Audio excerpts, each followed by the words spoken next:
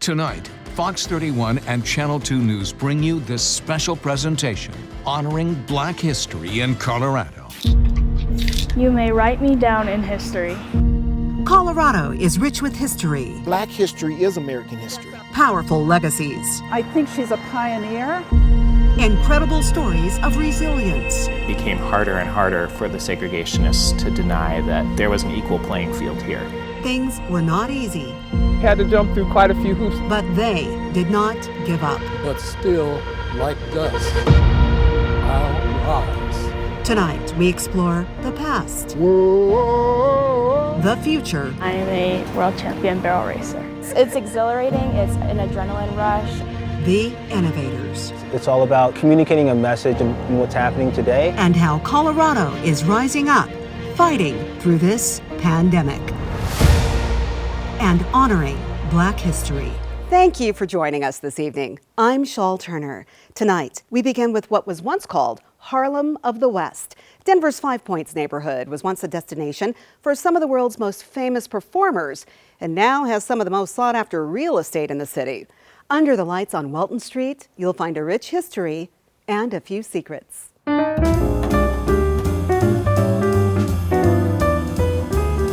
A walk down Welton Street in Denver's Five Points neighborhood, past the great Rossonian Hotel, where jazz greats like Duke Ellington once performed, allows a glimpse of Denver's rich history. But the side streets reveal a more mysterious side. We're members of the Boule, Sigma Pi Phi fraternity. They protected Dr. Westbrook's identity when he infiltrated the Ku Klux Klan.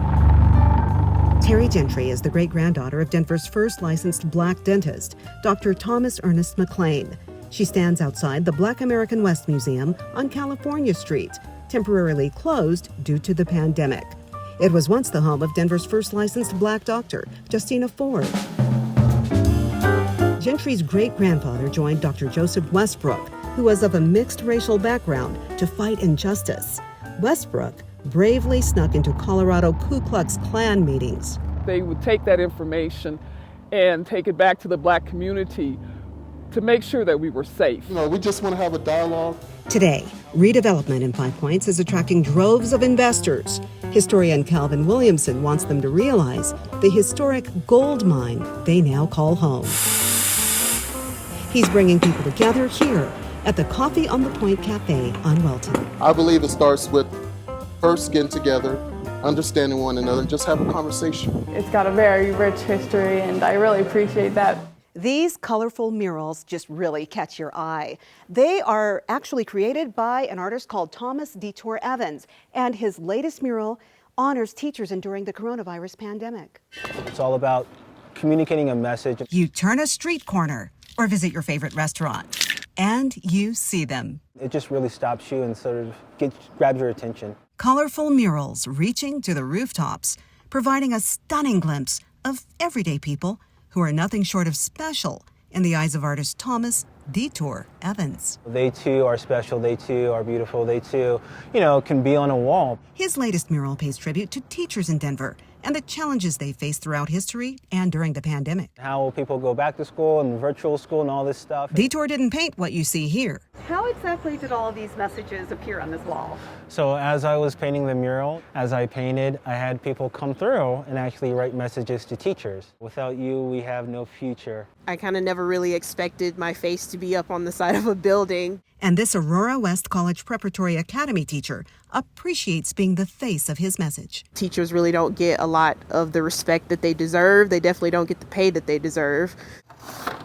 Here in his downtown Denver studio, the artist uses graphics and his unique color palette to transform photographs into these powerful images. How do I sort of solve this problem creatively? He doesn't have a staff that makes business deals in order to showcase his work.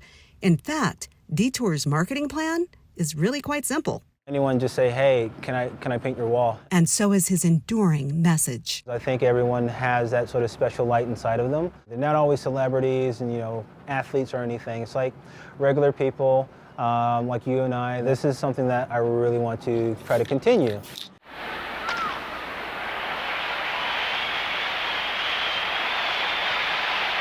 Home run number 715, breaking Babe Ruth's career record.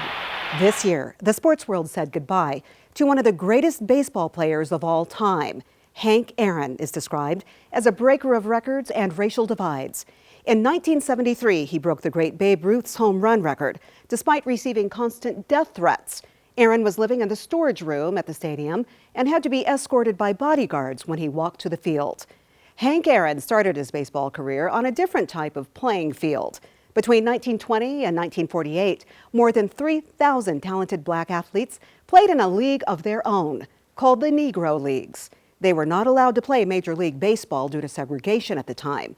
But a game played right here in Denver ended up changing the course of professional sports. It happened in 1934. Really kicking off the civil rights movement nationally. History Colorado's new book, Game Changers, authored by Jason Hansen, outlines the challenges and triumphs of the Negro Leagues and Colorado's prominent role in their success. The Kansas City Monarchs, reigning champions of the Negro Leagues, were invited to play in what was called the Denver Post's World Series of the West. With every story that these sports writers were sending out from Denver, it became harder and harder for the segregationists to deny that there was an equal playing field here. You couldn't just dismiss this. In December of 2020, the Major League Baseball Commissioner officially elevated the Negro Leagues to Major League status. Now, when the Kansas City Monarchs played that famous game, they drew the attention of a young baseball hopeful who would eventually join the team and later become the first African American to break the color barrier by becoming a member of the Brooklyn Dodgers. His name was Jackie Robinson. Well, we're just getting started. Up next, we'll introduce you to the bright rodeo stars from Colorado who are taking the sport by storm. But first, a teenager who grew up in Denver once said to family and friends, "I will be mayor of this great city one day." Today, he is Denver's 45th and second African-American mayor. The first was Wellington Webb. A word now from Mayor Michael Hancock about what Maya Angelou's poem, Still I Rise, means to him.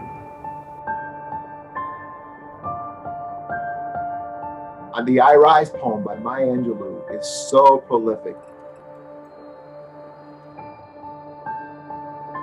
Whether it's the great entertainers that were down in 5 Points or the pioneers that lived in Deerfield, or those who broke ground moving to places like York Street.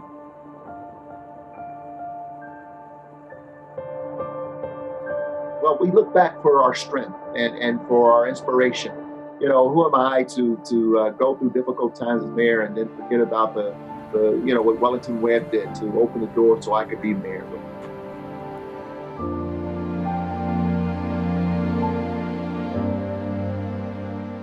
Who am I to stop and say I can't do it?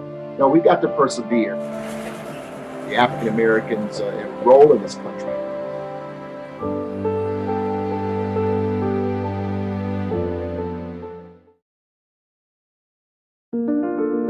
My publication is Cherry Creek Fashion Magazine. Even just walking through my neighborhood of Cherry Creek, there are more black and brown people here, you know, at the restaurants, at the cafes, feeling more welcome. So like change is coming. And talking about Cherry Creek in particular, the history is that it used to be a black neighborhood before. That's the history. The thing about like black history in America is that American civil rights leaders have always been the leaders for the world. Denver's Marade, it's a march and a parade, is one of the largest celebrations in the nation honoring Dr. Martin Luther King Jr. But this year, because of the coronavirus pandemic, officials were unable to host the event, but they found a way to honor Dr. King in their own way. I have a dream. My 4 little children will one day live in a nation where they will not be judged by the color of their skin, but by the content of their character. I have a dream today. No march, no rally, quiet streets this year due to the pandemic. But the Dr. Martin Luther King Jr. Colorado Holiday Commission tells Fox 31 the message remains the same. We have to remember how Dr. King said that we will either learn to live as brothers or perish as fools. Dr. Vern L. Howard, who managed the construction of this City Park Memorial, created by Ed Dwight in 2002, says Colorado hosts events honoring Dr. King's message in 64 counties. This year, the celebration is online. Throughout the coming weeks, members of the community can post video, pictures, and messages on the Commission's King Holiday Facebook page, sharing how they're honoring the civil rights leader's message of peace, hope, and equality. Even this year, it was so important to continue to remember, celebrate, act a day on, not a day off. Colorado has a rich history that resonates around the world, with millions falling in love with heroes in Western movies and television shows. In reality, 1 in 4 cowboys was black in the Old West, with many excelling in the sport of rodeo. Today, a young crop of athletes includes 2 sisters from Colorado Springs who are poised for greatness. I'm a world champion barrel racer. They're tough and fearless. Against the clock with your partner. Barrel racing is, to me, an adrenaline sport. Savannah and Aaliyah Roberts have big dreams forged along the rodeo circuit. I just kind of grew up around horses. Supporting them along their journey, a very proud father. I'm the driver and I pay their entry fees. Now, after years of training, both sisters excel in the sport of barrel racing. 19-year-old Aaliyah placing in the Colorado Pro Rodeo Association finals. 13-year-old Savannah, a world champion of the Bill Pickett Invitational Rodeo and the Professional Armed Forces Rodeo Association. They've been featured in GQ magazine and 5280 magazine's Best of the Mountain West issue. Oh, very proud of them.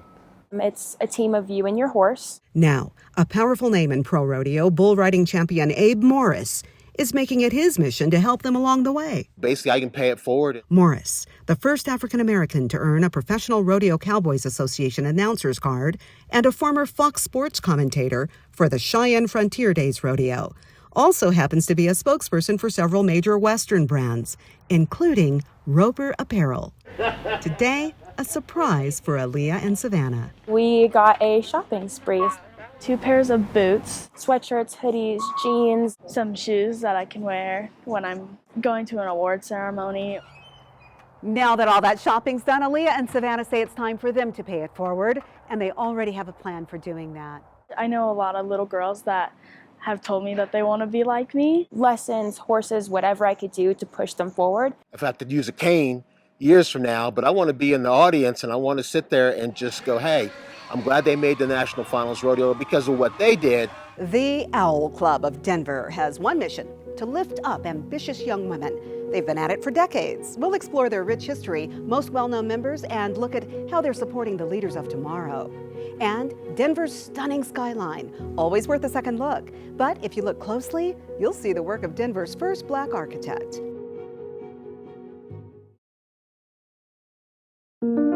I practiced for 25 years delivering babies, much like Dr. Ford did.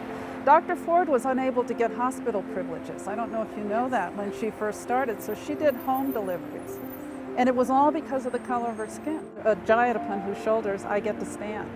I am the president and CEO of Craig Hospital. African Americans have made major contributions to society in the areas of technology, business, and art. The carbon light bulb filament was invented by Lewis Latimer in 1881. The 3-light traffic signal, created by Garrett Morgan in 1923.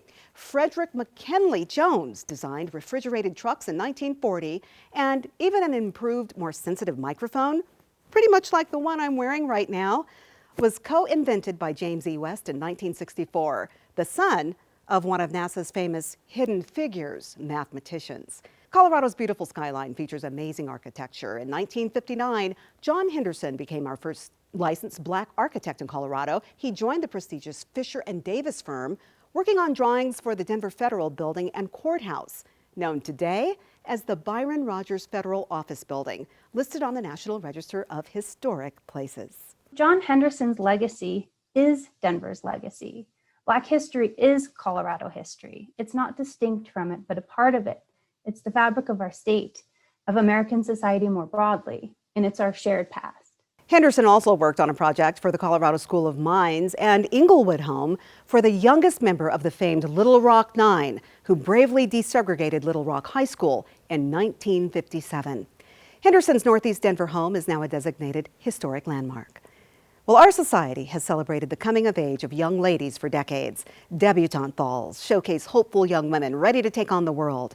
Denver's Owl Club Cotillion is one of the oldest in Colorado, but behind the flowing white gowns and promenade lies a tradition that continues to make history even during a pandemic. A grand affair. Debutantes dressed in white, reaching for the stars while making a difference here on Earth. It all started here in this Northeast Denver building, a former insurance agency, where the Owl Club still stands today. Just being a debutante was such an extraordinary honor. The founders of the club were blacks who traveled out west to find work building Colorado's railroads. The wives used to call them the night owls because they spent all their time in here. The Owl Club's mission to provide scholarships and community support for young women filled with promise at a time when opportunities were limited. The African American young ladies here in this community were not even considered for some of the debutante balls that were being conducted. The Owl Club of Denver decided that we would showcase these young ladies and highlight all of their achievements. The first 10 debutantes, chosen in 1951 from Denver's Manual and East High Schools. Qualifications are based on merit, grade point average, and community service. A closer look at this photograph reveals one debutante who would later become the first female African-American U.S. Secretary of State and first woman to serve as U.S. National Security Advisor. In 1971, we presented Condoleezza Rice. Others went on to contribute in areas of law, medicine, and civil service. This was more about our own personal achievements and about the expectations that the Owl Club had for each of us. Allegra Happy Haynes has served as Denver City Council member, president of the Board of Education, and is now the executive director of Denver Parks and Recreation. She recalls fond memories of the bond she shared with her sister debutantes. Condoleezza was somebody I actually looked up to. She was even then, so brilliant, so focused, the model debutante. The Owl Club members are proud to share this wall. This is Condoleezza Rice. There's Happy Haynes. The tradition continues despite the pandemic. I am an Owls Club debutante. This season's debutante presentation was virtual. Still, it meant the world to debutante Gabrielle Shedd, who wants to follow in the steps of dance icon Cleo Parker Robinson, also a former Owl Club debutante. I remember watching the debutante ball in the kitchen with my grandmother and my sister, and I was completely caught off guard when they announced my name for the $1,000 scholarship. We have a very rich heritage. We want to continue the legacy of the debutante presentation. We're proud to say we have a debutante in the Fox 31 Channel 2 family. This Rosa T. Beard debutante was a young woman who dreamed of working in television one day.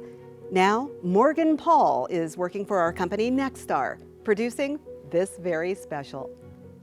Well, a modern-day Buffalo Soldier troupe is keeping history alive, traveling the West, sharing the stories of black soldiers who served in the 1800s. Next, how they're surviving after the pandemic forced them to cancel shows and the very special demonstration they put on just so we could share it with you.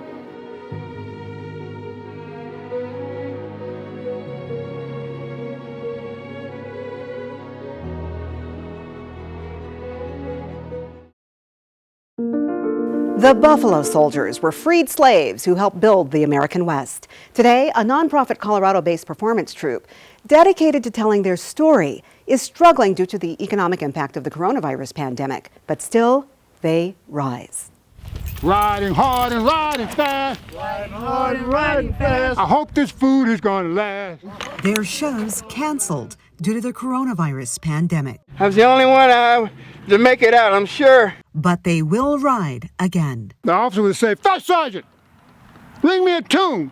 And he'd go, "Whoa, whoa." My name is Fred Applewhite, and I am the first sergeant of the Buffalo Soldiers of the American West. Regimental Sergeant. I am the lieutenant of the Buffalo Soldiers M Troop. Dedicated to sharing the story of the 10th Cavalry Regiment of the United States Army, formed in 1866 after the Civil War. We were finding out our history that was left out of the history books. I impersonate Kathy Williams, who was the only documented female Buffalo Soldier. The white officers actually got a little bump in their rank by taking a African-American regiment. So some of them were motivated by the pay. Others were motivated by the message and the mission. Many times when they went into battle, black soldiers and white soldiers back then would fight side by side. That's called survival. The oldest surviving Buffalo Soldier, Mark Matthews, was born in 1894. He died at the age of 111 and was buried at Arlington National Cemetery in 2005.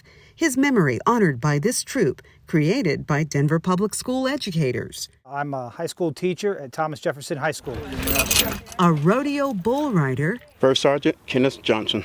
And others teaching a story to the world with a message for all times. I think if we learn the shared history and the shared hardships, I think that could propel us beyond some of the arguments and debates that we have today. Buffalo Soldiers was not just black history.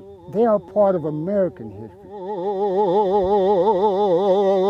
Incredible people from across Colorado have found ways to inspire and carry on despite the coronavirus pandemic. And that's really the message of our show. Finding ways to meet challenges and to pull through. In other words, finding ways to just hang in there. We leave you now with an iconic poem from Maya Angelou, Still I Rise. I'm Shawl Turner. Thank you for joining us for this Fox 31 and Channel 2 News special.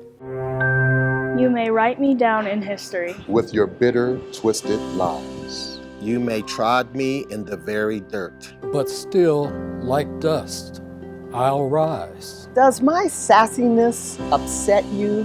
Why are you beset with gloom? Because I walk like I've got oil wells pumping in my living room. Just like moons and like suns. With a certainty of tides. Just like hopes springing high, still I'll rise. Did you want to see me broken? Bowed head and lowered eyes. Shoulders falling down like teardrops, weakened by my soulful cries. Does my haughtiness offend you? Don't you take it awfully hard. Because I laugh like I've got gold mines digging in my backyard.